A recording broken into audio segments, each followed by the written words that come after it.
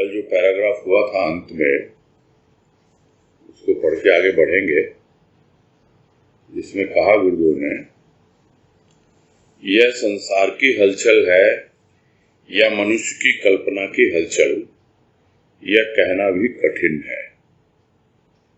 हमारी गतिविधि हम तक ही सीमित नहीं रहती। विचारों की ये तरंगें एक क्षोभ उत्पन्न करती हैं और विश्व में आक्रोश और क्षोभ ज्ञात अज्ञात रूप से प्रसारित होता रहता है। ये विश्व युद्ध क्या है? क्षोभ का महाविस्तार। युद्ध के पश्चात संधि की जाती है, शांति की घोषणा की जाती है। असंख्य मनुष्यों की हत्या के पश्चात इसे शांति कहा जाए या मानसिक भ्रांति? भ्रांति इसलिए कि पुनः युद्ध देखने में आता है। इस क्रम का नाम ही यदि विकास है तो मानवीय शक्ति का विनाश किसे कहा जाए?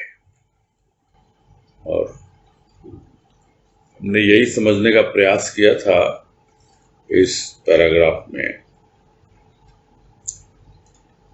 कि जो भी संसार में हलचल दिखलाई देती है तो मन में प्रश्न उठता है कि यह संसार की हलचल है और या फिर मनुष्य की जो कल्पनाएं हैं उसके द्वारा जो भी उसके विचार हैं, उसके जो वाइब्रेशंस होते हैं वही संसार में चारों ओर व्याप्त हो रहे हैं।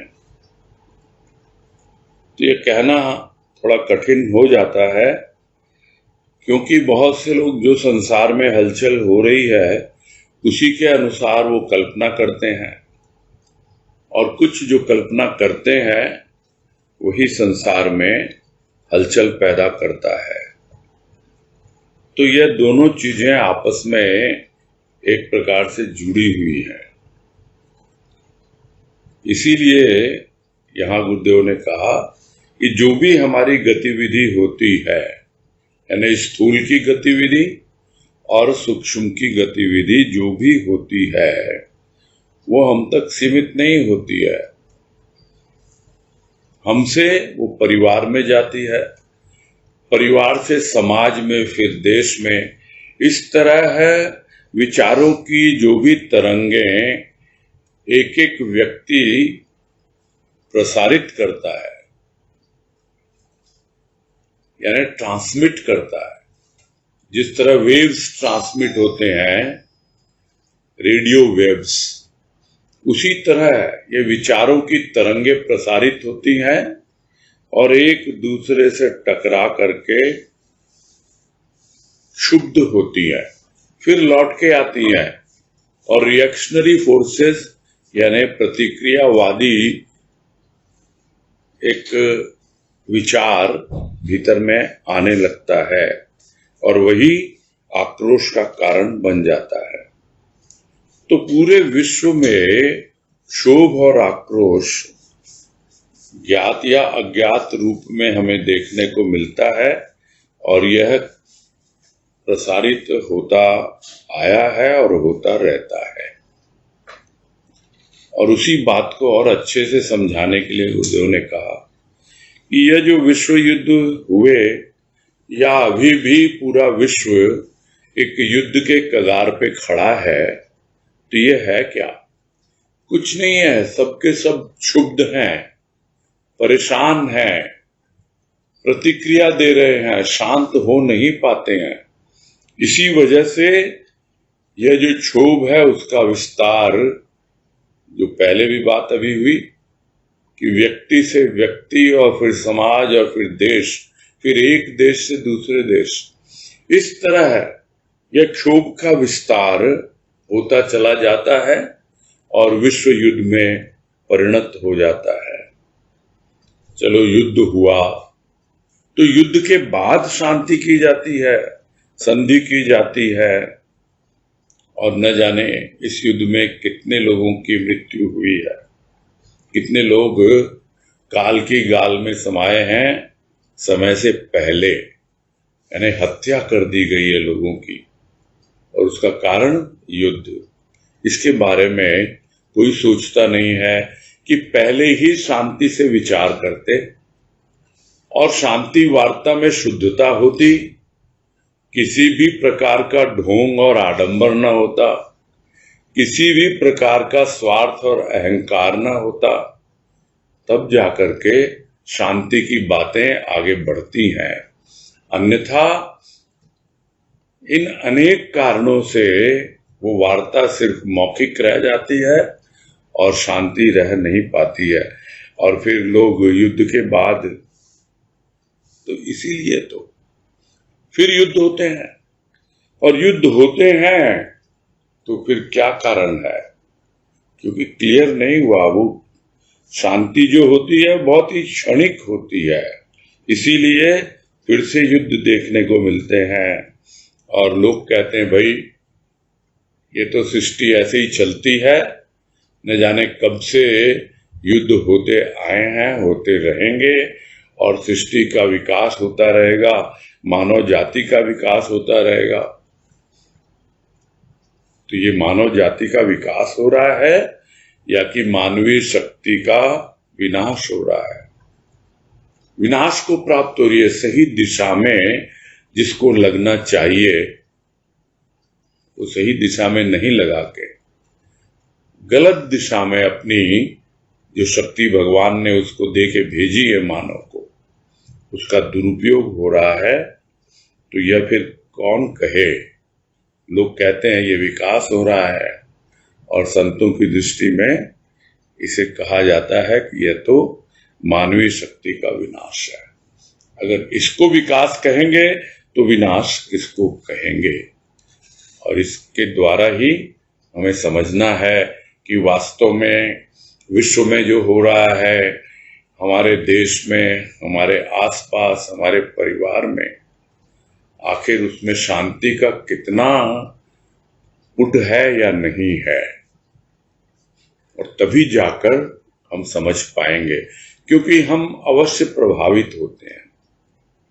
जो विश्व में होता है उससे देश प्रभावित होता है, देश के कारण राज्य प्रभावित होता है, और धीरे धीरे शहर और व्यक्ति विशेष भी प्रभावित होता है।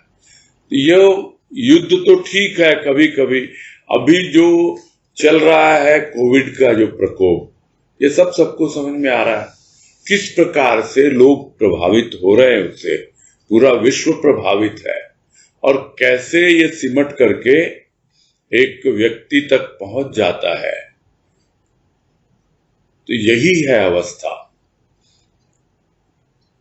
युद्ध इसी तरह होते हैं कि बात चलती है कहीं से और कहीं की कहीं पहुंच जाती है, और लौट के फिर से पूरी ह्यूमैनिटी पर, पूरी मानवता पर आकर के अपना वो प्रकोप दिखलाती है। आज कह रहे हैं शांति क्या यूं ही प्राप्त होती है? प्रथम संतोष हो तो शांति के दर्शन हो। संतोष भी क्या यूं ही हो जाता है? उसके लिए भी मन की प्रसन्नता चाहिए। प्रसन्नता भी टेढ़ी खीर है। मन का चक्र कुछ शिथिल हो तो प्रसन्नता आए। मन का चक्र यूं ही शिथिल नहीं होता, उसके लिए भी एक प्रकार की मन की दृढ़ता की आवश्यकता है। यह दृढ़ता भी यूं ही नहीं आती, इसके लिए भी सात्विक विचारों का होना आवश्यक है। सात्विक विचार संतों की निधि है। संत समागम के इच्छुक अति अल्प व्यक्ति हैं तथा संत भी अति अल्प। निष्कर्ष यही कि शांति प्राप्त करना सरल नहीं। सरल है सरल व्यक्तियों के लिए, जिन्हें इस युग के लोग मूर्ख ही समझते हैं। जहां छल प्रपंच का दौर दौरा हो, वहां ये सरल प्रकृति वाले मूर्ख ही समझे जाते हैं। दोष किसका? युग का या मनुष्य का? युग को दोष देना उचित नहीं। मनुष्य अपने को दोषी माने यह तो देखा नहीं जाता। वह तो सदा युग धर्म की ही दुहाई देता आया है, किंतु यह तो उचित नहीं। प्रत्येक युग में कुछ न कुछ संत जन होते ही आए हैं। इस युग में भी कबीर, तुलसी, मीरा का जन्म हुआ है। अतः युग को दोष देना उचित नहीं जान पड़ता।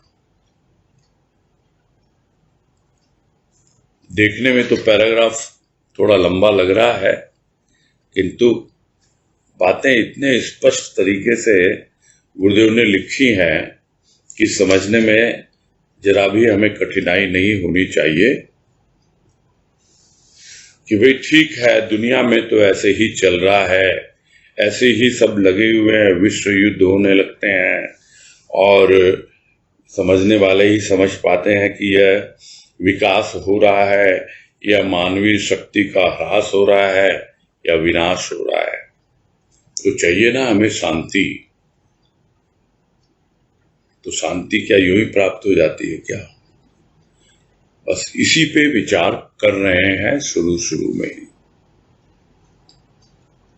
तो शांति के लिए क्या चाहिए? कह रहे प्रथम संतोष हो। एक से दूसरा, दूसरे से तीसरा, तीसरे से चौथा, सारा का सारा समझा रहे हैं गुरुदेव कौन सा पॉइंट किससे लिंक्ड है और किस तरह से एक समस्या की जड़ तक पहुंचा जाता है। अभी गुरुदेव यह बता रहे हैं कि शांति यूं ही प्राप्त क्यों नहीं होती। यदि संतोष है तो अपने आप ही शांति है।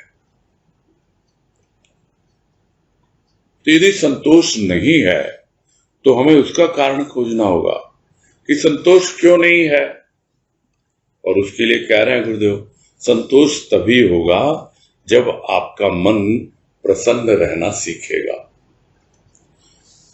तो मन की प्रसन्नता के लिए तो लोग बहुत कुछ करते हैं, मन बहलाने के लिए। और कल भी यही बात आई थी कि मन का बहलाना या मनोरंजन वो एक अलग बात है और मन की प्रसन्नता वो अलग बात है। मन जब प्रसन्न होता है तो अपने आप ही बहल जाता है। और यह अच्छे से गुरुदेव ने मन और तन लेख में समझा दिया कि प्रसन्नता के लिए हमें कोई स्थूल वस्तुओं की आवश्यकता नहीं होती है। मन की प्रसन्नता वो एक छोटी सी बात से भी आ सकती है।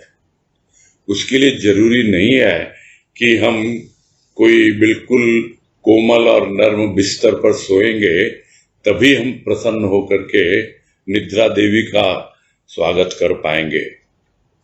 यदि मन प्रसन्न है, भीतर में एक छोटा सा विचार भी जो हमें प्रसन्नता दे जाता है, तो कैसा भी बिस्तर हो, कैसी भी शैया हो, हम तो बड़े आराम से अपने प्रभु की गोद में, अपने मैया की गोद में सो जाते हैं। शैया कैसी भी हो, वो मैया हमेशा अपनी गोद में हमें सुला देती है। यह बात हमें अनुभव में आने लगती है कब? जब मन प्रसन्न होता है। तो अब धीरे धीरे हम संतोष लेना भी सीखे ना। मन की प्रसन्नता वो आने लग गई, किंतु संतोष लेना भी जरूरी है। किंतु फिर भी देखते हैं कि मन की प्रसन्नता नहीं आती। ये तो और भी टेढ़ा काम है, बहुत मुश्किल है भाई। तो उसका कारण गुरुदेव बता रहे हैं कि ये मन का चक्र ही कुछ ऐसा है। यानी मन चक्कर काटता रहता है विचारों में, यहां से वहां, वहां से यहां। शिथिल हो, बंद तो नहीं होगा, शिथिल होगा। शिथिल यानी थोड़ा ढीला तो पड़े ना। बहुत भाग रहा है अभी, गोल गोल घूम रहा है, जिसको कहते हैं साधारण भाषा में लोग, उसका माइंड तो बिल्कुल कैसा हो गया, जैसे चक्कर घिन्नी, चक्री घूमती है ना, वैसे ही जोर जोर से घूम रहा है। ऐसे ही है विचारों का माइंड, यानी मन, विचार ऐसे ही घूमते रहते हैं और हम विचारों के साथ घूमते रहते हैं। अब धीरे धीरे वो घूमना उसका कुछ कम हो, उसकी स्पीड कुछ डाउन हो, तब हम धीरे धीरे देखें, समझें कि हाँ भाई, अब प्रसन्नता के लिए गुंजाइश हो रही है। किंतु मन का चक्र क्या इतनी आसानी से शिथिल हो जाता है? उसके लिए भी मन की दृढ़ता चाहिए, क्योंकि ये मन का एक हिस्सा तो है जो जरूर शांत होना चाहता है, क्योंकि वो अब तक जितना जीवन उसने देख लिया, जितना समझ लिया, स्थूल का, सूक्ष्म का, घर परिवार का, सत्संग का, पूरी दुनिया का, गुरुदेव का, बाबा का, सब कुछ समझ लिया, अब तक कुछ बाकी नहीं रहा। फिर कमी क्या है? कमी है मन में विचारों की दृढ़ता। और वो दृढ़ता जो आती है वो उस मन से आती है जो प्रभु के चरणों में लगा हुआ है, जिसे हम कहते हैं सत्संग की भाषा में साधक मन है। वो उस साधक मन में जब थोड़ी बहुत शांति का अनुभव होगा, तब जो मन शिथिल नहीं होना चाहता, जो बाधक मन है, उसको समझाया जाए, तब जाके धीरे धीरे मन का चक्र जो है शिथिल होता है। और जो मन की एक दृढ़ता भीतर होती है, उसकी जरूरत हमें और पड़ने लगती है। और उसके लिए क्या चाहिए? उसके लिए चाहिए सात्विक विचार, यानी ऐसे विचार जो तामसिक न हो। प्रकृति के हैं ये तो रूप, विचार करना, मनन करना। हम मनन तो करना चाहते हैं सात्विक विचारों पर, किंतु मन टिकता नहीं है, मन मनन कर नहीं पाता है, तो होता है कुछ तो सात्विक विचार आएंगे और यह तामसिक विचार आके उसको डिस्टर्ब करेंगे। और उसी को कहा जाता है कि एक साधक मन है, एक बाधक मन है। तो जब सात्विक विचार आएंगे मन में, तो उसके लिए क्या चाहिए? उसके लिए चाहिए संतों का संग, क्योंकि सात्विक विचार संतों की निधि है। तो संतों का संग कोई स्थूल में यदा कदा हो पाता है, किंतु सूक्ष्म में तो जब चाहे हो सकता है। किंतु वही बात बार बार आती है, उनके भावों से, उनके विचारों से कितने लोग जुड़ना चाहते हैं, कितने लोग संत समागम के इच्छुक हैं इस संसार में। और जो लोग हैं वो यह समझ बैठे हैं कि हाँ भाई, हमें तो संतों का संग मिल गया, तो अब उसे लाभ उठाएं। पूरा का पूरा हमारा जीवन उसी पर टिका हुआ है, उसे लाभ उठाएं और समझें कि हाँ भाई, यह जो संत समागम है, यह बड़ी मुश्किल से मिला है, गिने चुने लोगों को ही मिलता है और संत भी बहुत कम होते हैं। तो सच्चा संत और उस संत का समागम यानी सत्संग, और उस सत्संग के माध्यम से संत की वाणी, उसके प्रवचन, लेख, इन सब में क्या समागम हो रहा है? संत से ही समागम हो रहा है, उसके भाव से समागम हो रहा है। जब भाव से समागम करेंगे तब समझ में आएगा कि हाँ भाई, अब शांति प्राप्त करना इतना कठिन नहीं है।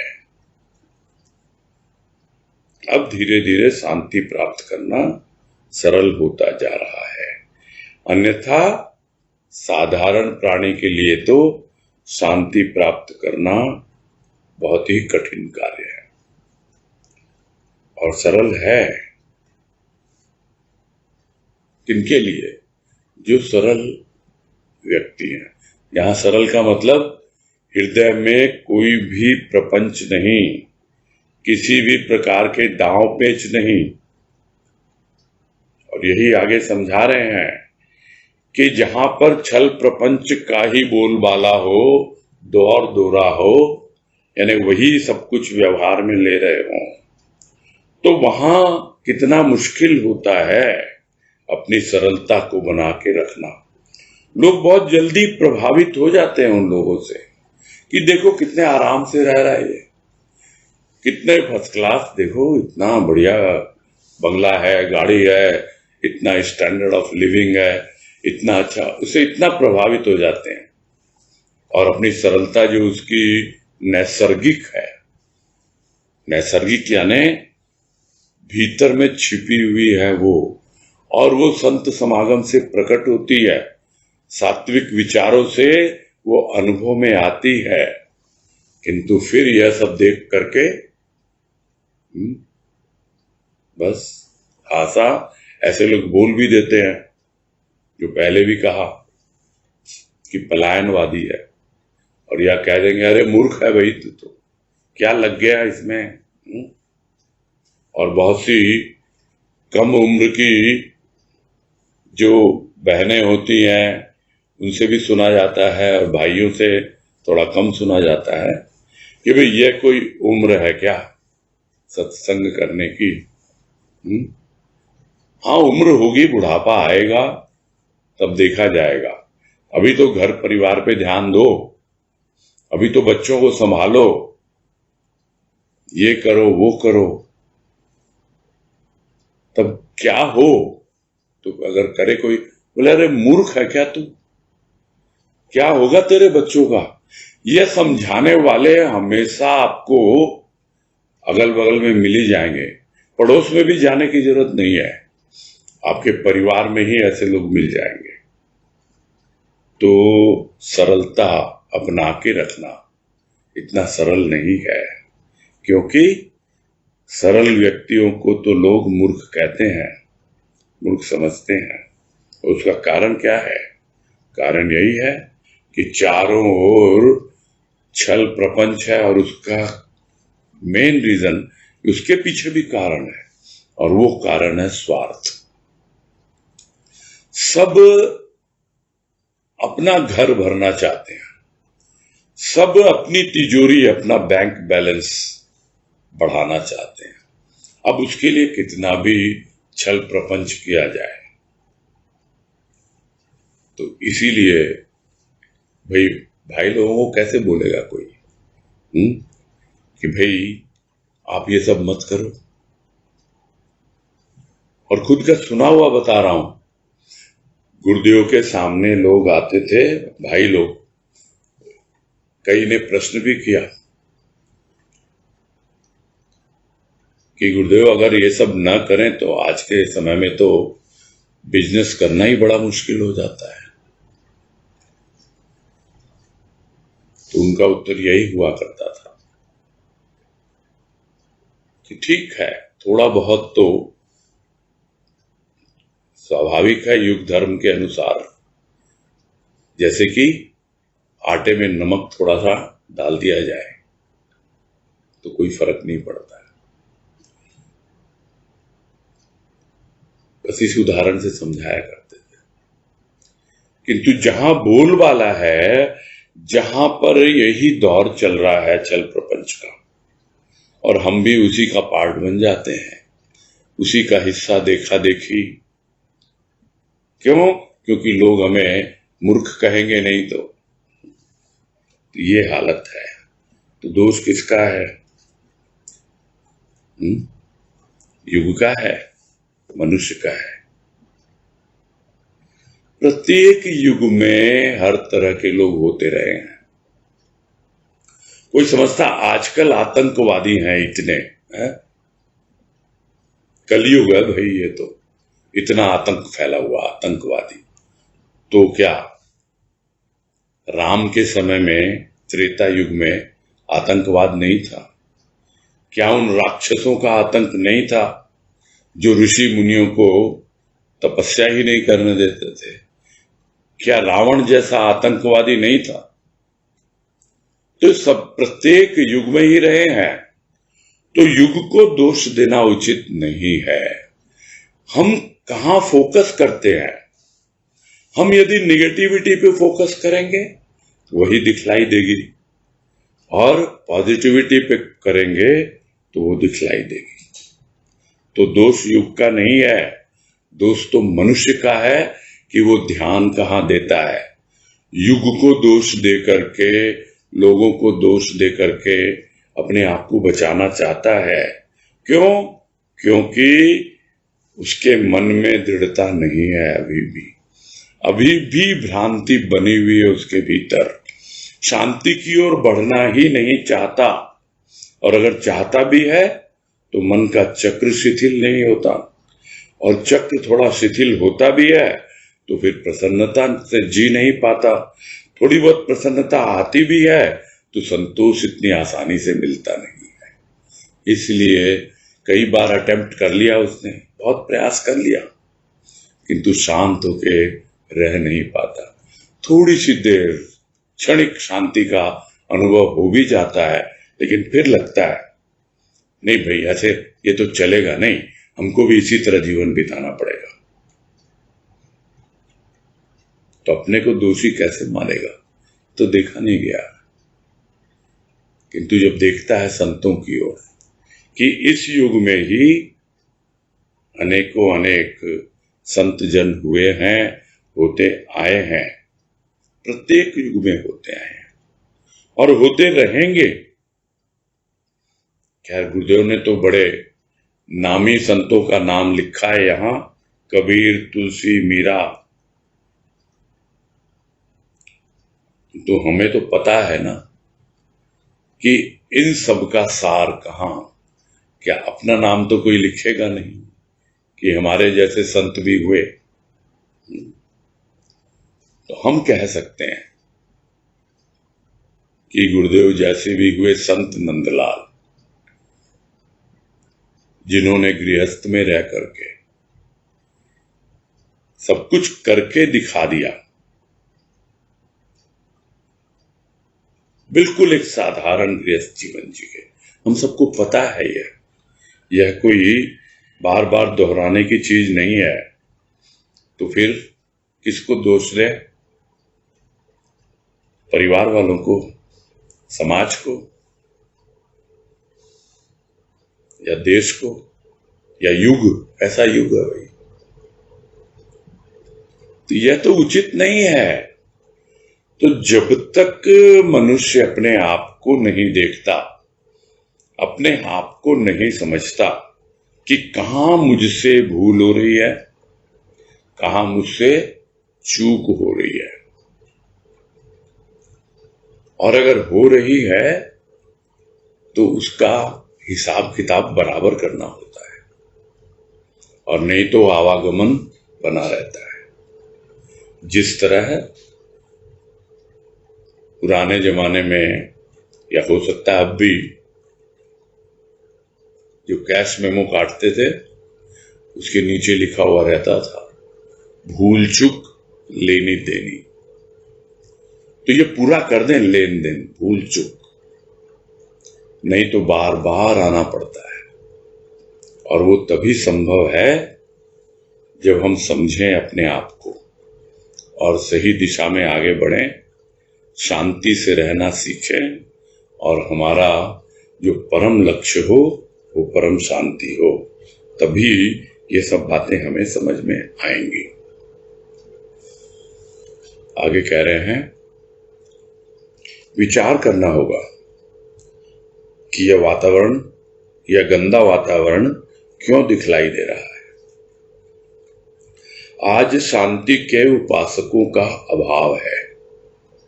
संत विचार, शांत के विचार अब भी सुने तथा पुस्तकों में देखे जाते हैं।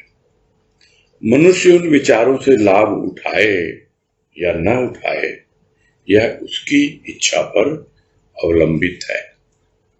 यह भी कहा जा सकता है कि शांति कौन नहीं चाहता, यह केवल कथन मात्र है।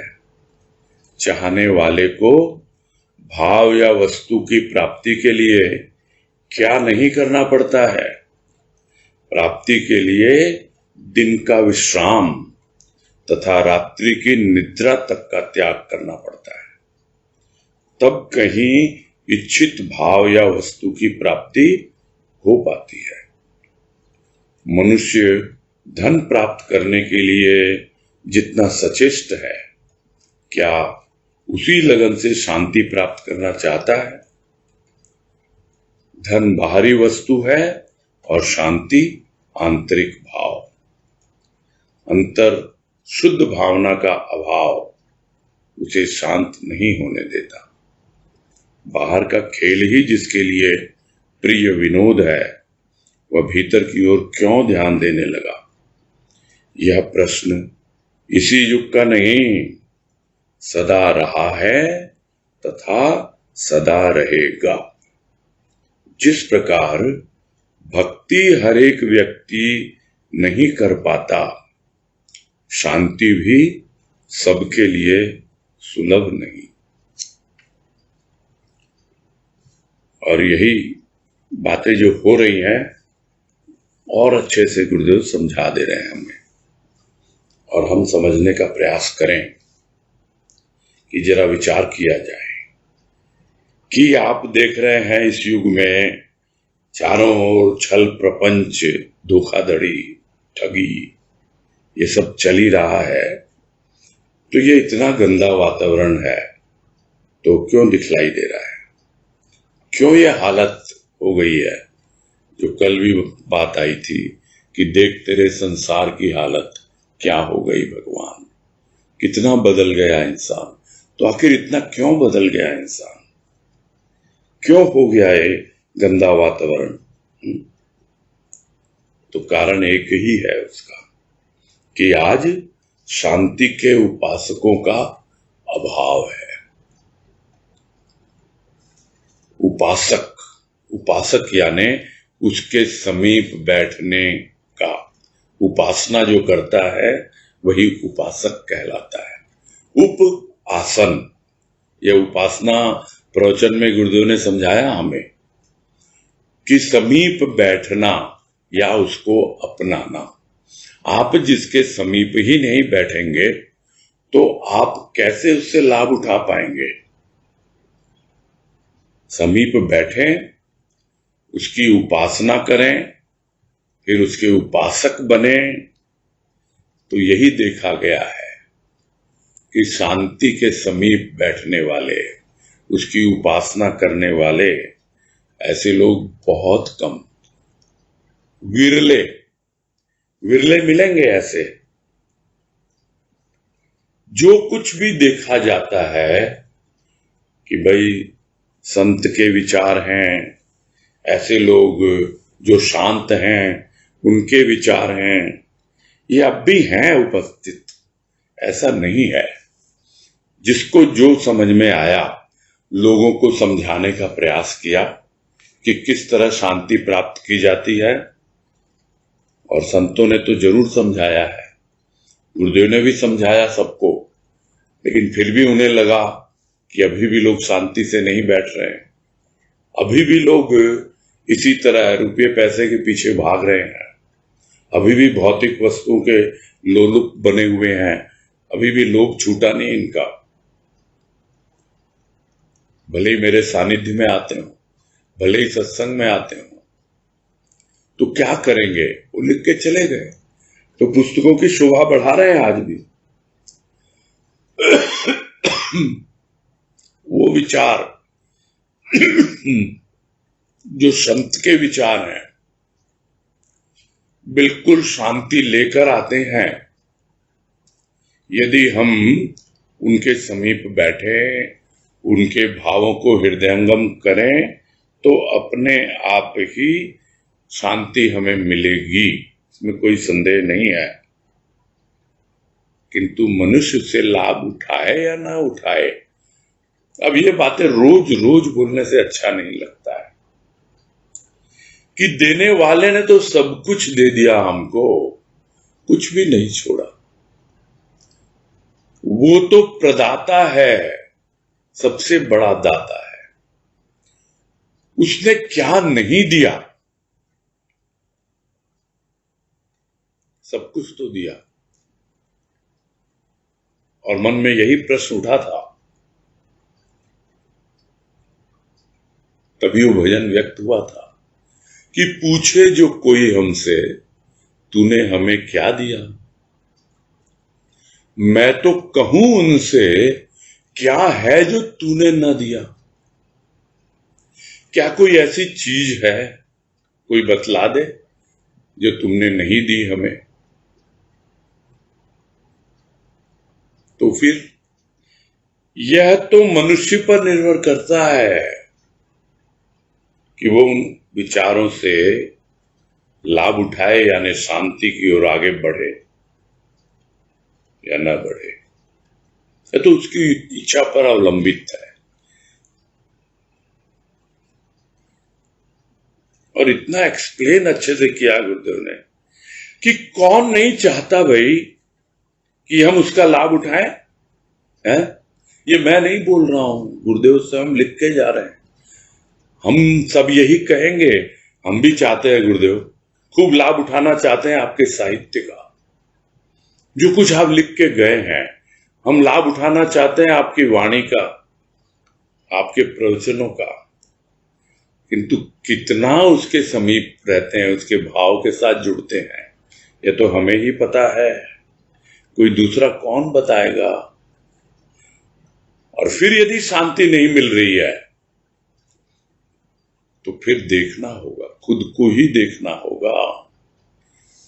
संत को दोष देने से या दुनिया को दोष देने से कुछ भी उपलब्ध नहीं होता। कहीं न कहीं हमारी इच्छा शक्ति में कमी है, कहीं न कहीं हमारे मन की दृढ़ता में कमी है। थोड़ी देर बैठते हैं, फिर मन इधर उधर भागने लगता है, फिर ऐसा फिर वैसा, और फिर अशांत। तो उसको तो लाना पड़ेगा ना जगह पर। उसको तो आदत पड़ी हुई है पुरानी, न जाने कितने जन्मों से उसको मन को आदत पड़ी हुई है। जो उदाहरण अक्सर आपने मुझसे सुना होगा कि वो तो एक ऐसी गाय है जो बस अड़ोस पड़ोस में इधर उधर जाके मुंह मारती है या खड़ी हो जाती है कि मुझे कुछ दो, मुझे कुछ दो। अरे भाई, तुम्हारे गाय का मालिक है, क्यों नहीं समझते? और उसने चारा डाल के रखा है, इतना सुंदर पौष्टिक आहार,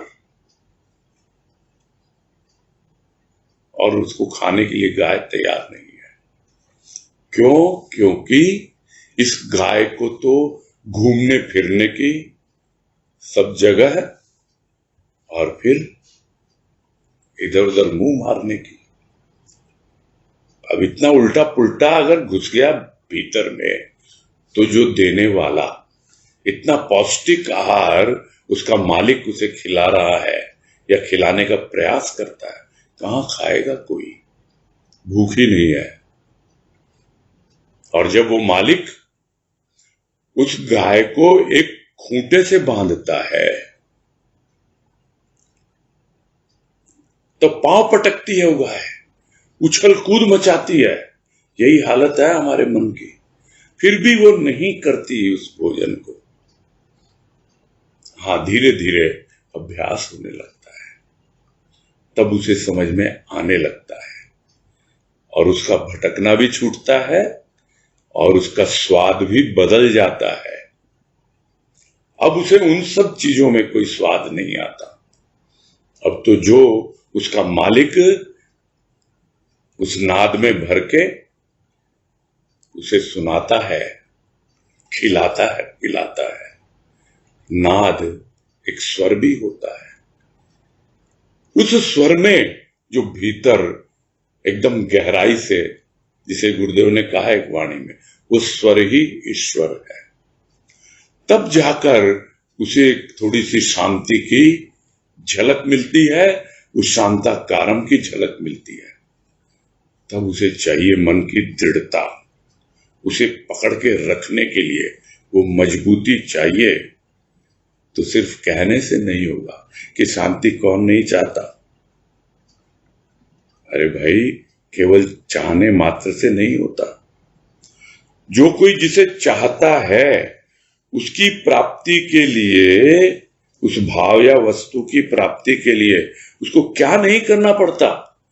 एकदम इतना खुल के गुरुदेव ने लिखा है यहां पर, क्या नहीं करना पड़ता। दिन का विश्राम और रात्रि की निद्रा।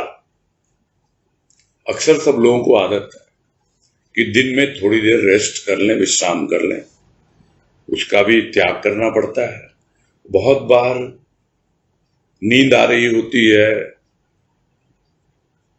सुबह सुबह उठने के लिए बोलते हैं कुछ लोग, उसका भी त्याग करना पड़ता है। अब आपको क्या चाहिए? यदि सब कुछ करते हुए इतनी आसानी से यदि मिल जाता ना, तो कोई उसका मूल्य नहीं करता। वो बड़ी मुश्किल से मिलता है, इसीलिए मूल्यवान है। यह चीज समझनी होगी हमको। आसानी से मिल जाता वो, तो फिर कोई उसका मोल समझता ही नहीं। इसीलिए बहुत कुछ करना पड़ता है, तब जाकर वो भाव या वस्तु प्राप्त होती है। देखते हैं, धन प्राप्त करने के लिए गृहिणियों को तो सिर्फ ऊपर ऊपर दिखलाई देता है, किंतु जो लोग काम करते हैं, जो लोग जॉब पे जाते हैं, जो बिजनेस करते हैं, उनको पता है कि धन प्राप्त करने के लिए कितना परिश्रम करना पड़ता है, कितनी लगन से काम करना पड़ता है।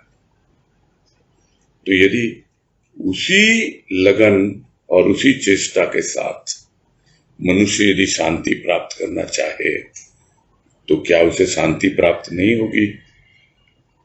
अरे धन तो बाहरी वस्तु है, दिखता है, लोगों को मिल जाता है, जब वो उसके लिए सचेष्ट रहता है और लगन के साथ उसमें लग जाता है। उसी तरह शांति भी है, वो आंतरिक भाव है, उसमें लगेंगे तो जरूर मिलेगी। लेकिन उसके लिए क्या चाहिए? शुद्ध भावना चाहिए। और वो शुद्ध भावना अगर नहीं हो भीतर, तो फिर शांत कैसे होगा? और कौन दो चीजें हैं, बार बार आती है ये बात, कि जो उसकी भावना को अशुद्ध करते हैं, वो है स्वार्थ और अहंकार।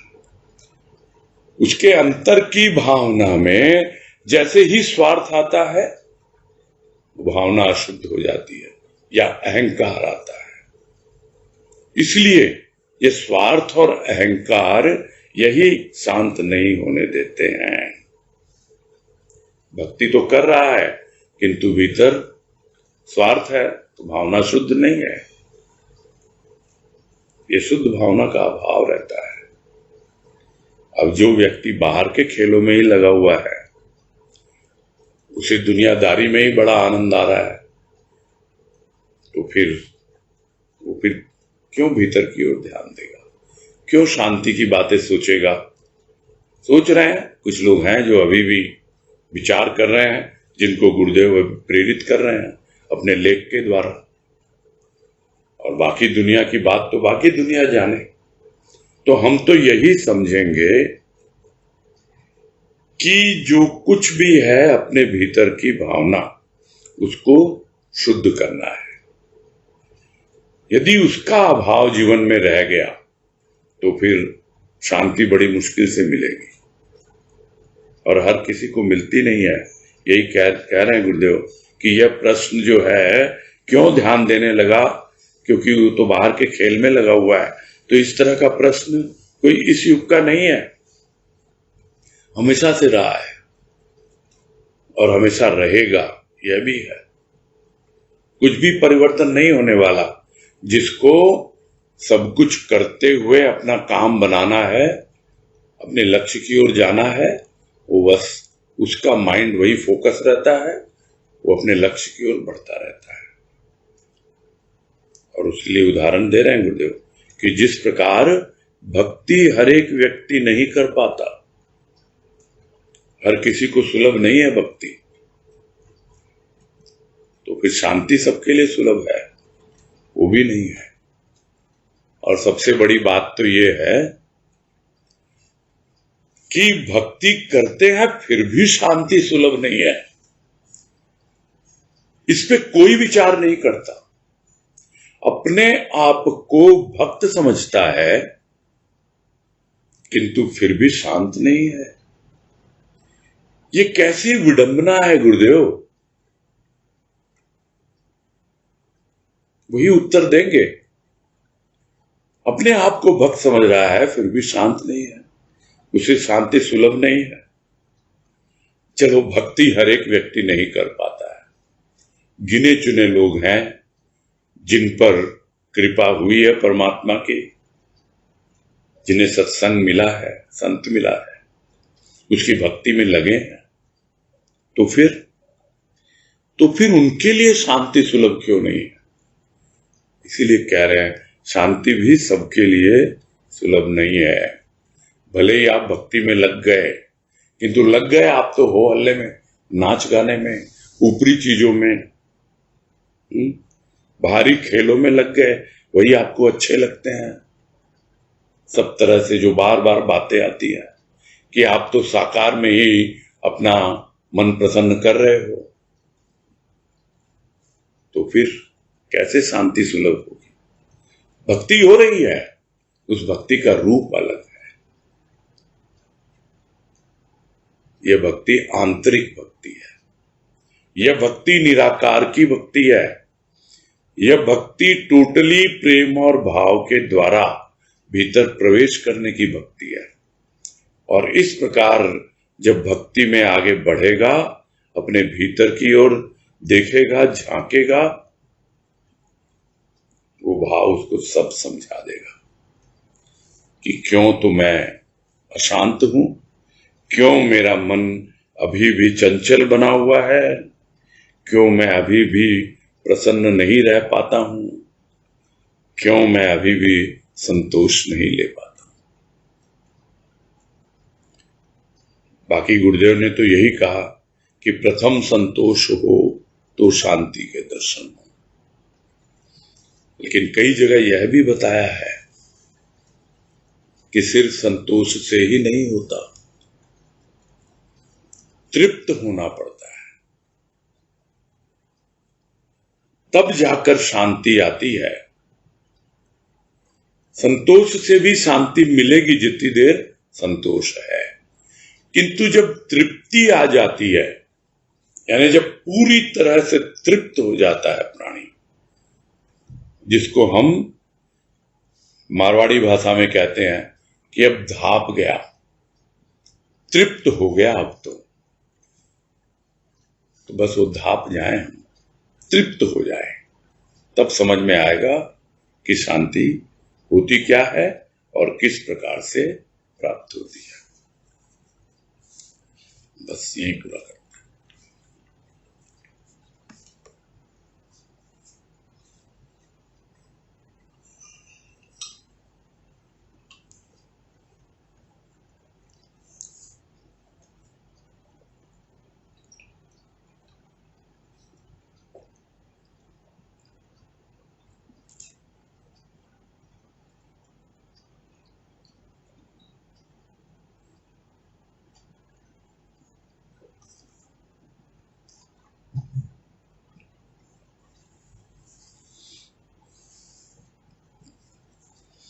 चलो ठीक है।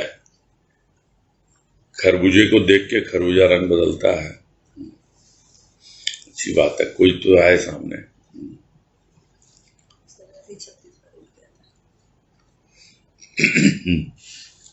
हाँ, तनुश्री शर्मा बोलो। नाम भैया, हाँ नमस्कार, बोलो। आज जैसे संतोष की बात हुई, तो जब आनंद की बात हुई थी तो ये बात आया था कि पहले विश्राम आता है। हाँ, तो अभी आनंद उसके की बाद बात आनंद नहीं है, आता है। अभी आनंद की बात नहीं आ रही है ना, अभी तो शांति की बात आ रही है।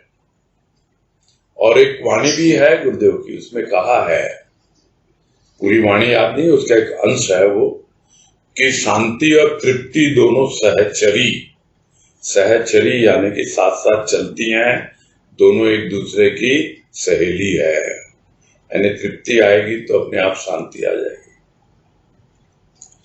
अब क्योंकि शांति की बात हो रही है इसलिए वो कह रहे हैं। आनंद की बात होती तो विश्राम की बात आती, रिलैक्स होने की बात आती है ना। तो जिस रेफरेंस में जो बात आती है हमको उसी ढंग से समझना होता है। अच्छा, ये शांति और आनंद में भी लिंक है क्या? ये सब उस अवस्था विशेष की बातें होती है। जैसे देखा जाए तो आनंद कहाँ नहीं है, गुरुदेव ने बतला दिया। जहां भी हमें आनंद की अनुभूति होती है हम उसको पकड़ के आगे बढ़ते हैं और उसको फर्दर उद्गम तक जाते हैं कि आखिर ये आनंद कहाँ से आ रहा है। तब हम आत्मा तक पहुंचते हैं, आत्मानंद की अनुभूति होती है। उसी तरह शांति की हमें अनुभूति होगी, थोड़ी बहुत क्षणिक शांति, उसको पकड़ के हम आगे बढ़ेंगे कि हाँ भाई परम शांति कहाँ है। तो आनंद में बताया ही ना कि जिसका लक्ष्य जो है परम लक्ष्य, परम शांति है, वो अपने आप ही आनंद तक पहुंच जाता है। तो कोई अंतर नहीं है दोनों में। ठीक है भैया। हाँ, कुसुम पोदार, हरिओम।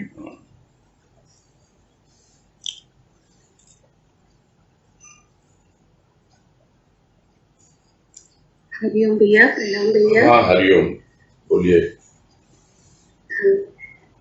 भैया एक तो ये प्रश्न आ रहा था कि जो आपने कहा ना कि उपासना, उपासक, तो जो उस समीप बैठना, तो इसमें यही समझ में आ रहा था कि जैसे समीप बैठना यानी कि संत के भाव से जुड़ना, संत के विचारों से जुड़ना। और तो बस इस पे थोड़ा सा और प्रकाश डालने का मन कर रहा था।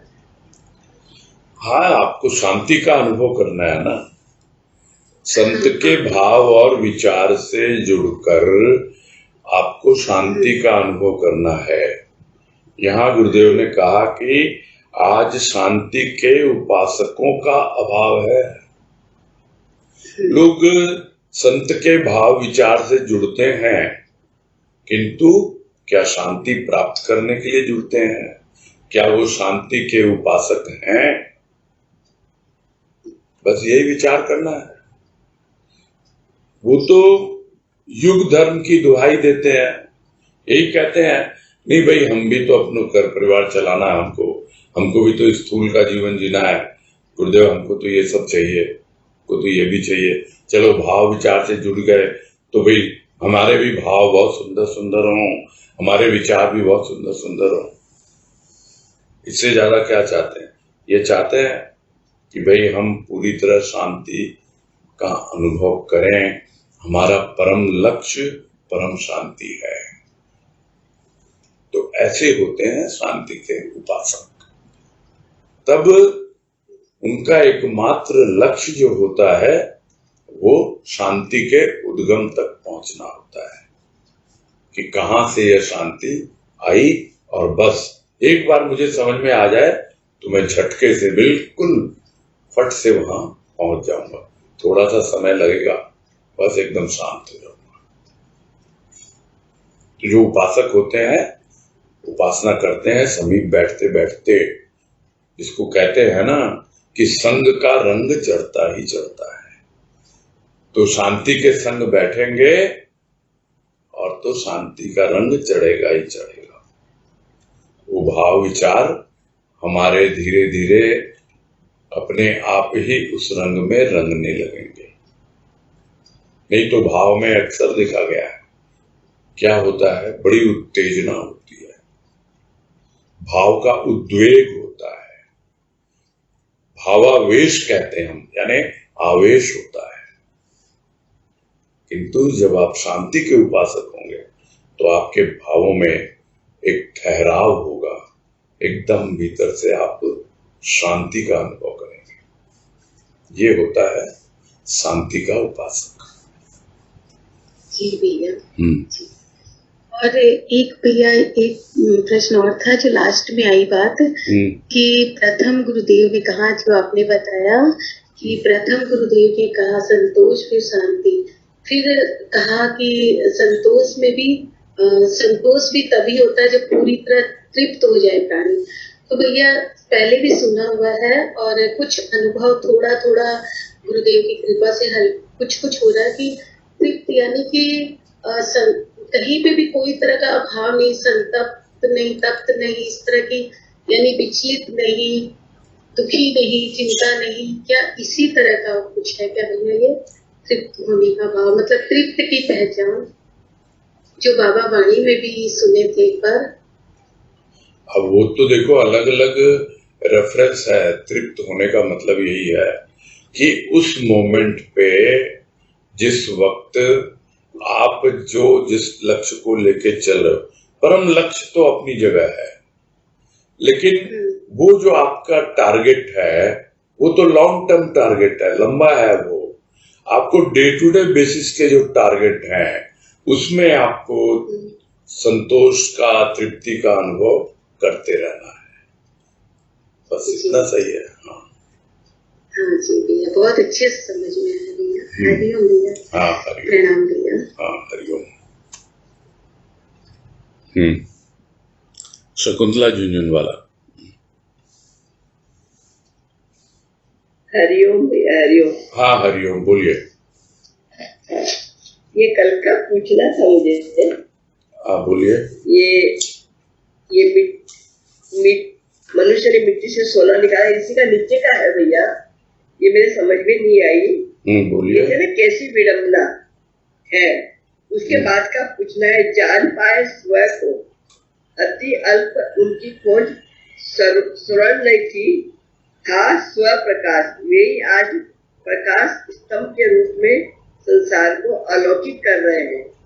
अलौकिक की जानकारी के लिए इस लोक की गतिविधि की उपेक्षणीय है। ये नहीं समझ में आया मेरे। नहीं, ये खूब अच्छे से समझाने का प्रयास तो किया गया था आपको। ये जो 3 लाइनें हैं, 3 वाक्य हैं, ये है ना। 3 वाक्यों में कौन सा वाक्य नहीं समझ में आया? आलोक की जानकारी वाला या स्व को अति अल्प? जान पाए स्व को अति अल्प उनकी खोज। हाँ, बहुत कम। हाँ, जो लोग जान पाए ना स्व को, बहुत कम लोग जान पाए। वो कम लोग कौन थे? वो थे जिनकी खोज स्वर्ण न थी। स्वर्ण यानी सोना, और स्वर्ण यानी भौतिक वस्तुएं। वो सोने की चमक धमक के ऊपर नहीं गए। वो चमक धमक जो अगर उनको चाहिए, जो प्रकाश चाहिए, वो था उनके लिए स्व का प्रकाश। तो वो स्व के प्रकाश के पीछे पागल थे। तो ऐसे ही लोग जिन्होंने स्व की अनुभूति की, जो स्व के प्रकाश को उपलब्ध हो पाए, वे ही आज प्रकाश स्तंभ के रूप में पूरे संसार को प्रकाशित कर रहे हैं, आलोकित कर रहे हैं। बस यही है। और आपको भी यदि उसकी जानकारी चाहिए, उस आलोक की, तो मानी बात है, जो एक दुनियादारी है उसकी तो आपको उपेक्षा करनी पड़ेगी, उसको नेग्लेक्ट करना पड़ेगा। और यही आपसे अपेक्षा यानी उम्मीद है।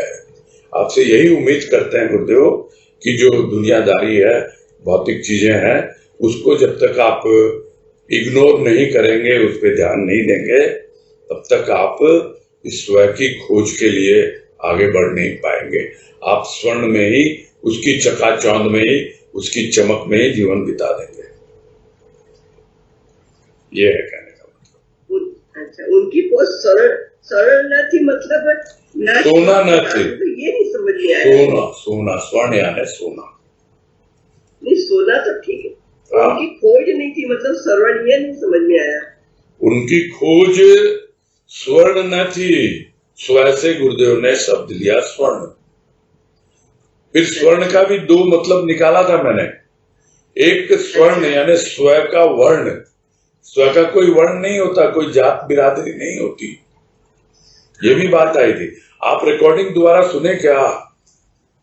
मैं आज नहीं सुन पाई, आज और काम में लग गई थी, तो दोबारा हाँ, तो एक बार मैं बार बार सबको बोलता हूँ कि प्रश्न रखने के पहले एक बार, क्योंकि बहुत बार एन मौके पे हमारा ध्यान उपचुप हो जाता है, इधर उधर हो जाता है ना। हाँ, तो इसलिए रिकॉर्डिंग सुनते हैं तो हम ध्यान पूर्वक, वो पोर्शन आएगा तो हम फिर, अभी जो बातें हुई ना आप फिर से सुनना, रिकॉर्डिंग सुनना। बहुत एक्सप्लेन करने की कोशिश की गई है और मेरे हिसाब से क्लियर हो जाना चाहिए। स्वर्ण माने सोना, स्व से स्वर्ण लिया गुरुदेव ने, और स्वर्ण में एक चमक होती है, लोग उसकी चकाचौंध में लग जाते हैं, किंतु वो लोग क्या होते हैं, वो उसकी चकाचौंध में, उसके प्रकाश में नहीं लगते, उसकी चमक में नहीं जाते, वो तो स्व के प्रकाश को ढूंढते हैं। और आज वो स्व का प्रकाश जो उन्होंने पाया, वही दूसरों के लिए प्रकाश स्तंभ का कार्य कर रहा है। ये है इसका। हाँ, ठीक है, समझ गया। हरिओम हरिओम हरिओम। समझ गया। हाँ, पूनम अग्रवाल,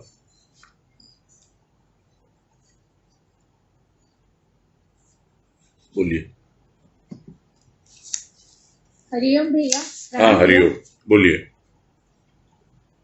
भैया, जो एक क्रांति की बात आ रही थी, तो हम लोग स्थूल की क्रांति तो समझते हैं, हाँ, क्या आध्यात्मिक जीवन में भी होती है क्रांति, और तो कैसे समझे उस चीज को? बहुत इसके बारे में डिटेल में बात हुई है ना। वैचारिक क्रांति बोलते हैं, ये कर दो, वो कर दो, तुमको ये छोड़ना होगा, तुमको वो करना पड़ेगा, तुमको भाई ये सब चलेगा नहीं, तुम्हारे बहुत पाप किए हुए हैं, तुमको ये करने पड़ेंगे, पुण्य करने पड़ेंगे, बहुत तरह के। आपको वैचारिक क्रांति करने के लिए पूरा सब कुछ तहस नहस करो। अब तक जो जीवन जीते आए हो, तुम तो गृहस्थ में रहते हो, तुम्हारे द्वारा संभव ही नहीं है, तुमको तो घर परिवार छोड़ना पड़ेगा, तुमको तो सन्यासी बनना पड़ेगा, आश्रम में जाके रहना। ये सब क्या है? ये सब उसी क्रांति का ही एक रूप है। तो उससे क्या कुछ हासिल होता है क्या? जिसके भीतर शांति आ गई, वो तो घर परिवार में रह के भी बड़े आराम से शांत रह सकता है। ये क्रांति जो है वो भ्रांति को उत्पन्न करती है, यही तो बताया गुरुदेव ने कि अब मैं भाई जाऊं क्या है, घर परिवार छोड़ के मैं आश्रम में रहने लगूं क्या? अरे नहीं भाई, यही घर में रहते। अरे घर में रह के तो होता ही नहीं है, नहीं हम तो चलते हैं, तो इधर जाऊं या उधर जाऊं, तो बस भ्रांति में जीता रहता है, कुछ भी नहीं मिलता उसको। तो वो क्रांति नहीं तो भ्रांति को जन्म दिया। और वो बातें भी आई कि अनेक धर्म के जो तो ठेकेदार हैं, वो सब उसी भ्रांति के कारण तो उनकी दुकानदारी चल रही है। ये सब बातें आई तो थी, बड़े अच्छे से आई थी। हाँ, अच्छे से आई थी। हाँ, तो क्रांति से भ्रांति आती है। क्रांति की बात लोग सोचते हैं और उसके पहले वो भीतर में आपके उस तरह का इंजेक्शन लगा देते हैं ताकि आप अपने होश में ना रहें और ये सोचे कि अब तक जो मैंने जीवन जिया है, बिल्कुल न जाने कितने जन्म जन्मांतर से मैंने हजारों करोड़ों पाप किए होंगे, ये किया वो किया, सब तरह आपको समझा देते हैं लोग। ठीक है। हाँ हाँ, ठीक है भैया, ठीक है, करें पूरा। पूरा करते हैं।